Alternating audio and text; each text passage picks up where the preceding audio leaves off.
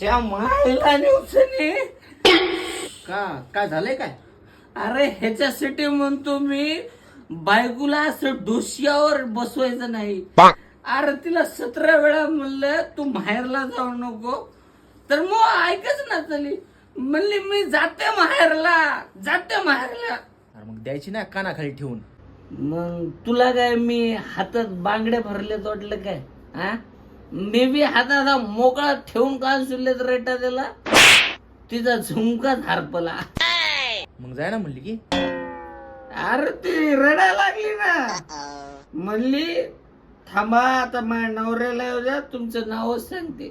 नवरा कुणाची बायको होती ती? कोणाची होती की मला तरी काय माहित. बाटलीवर सुरू झाली बाटली माझे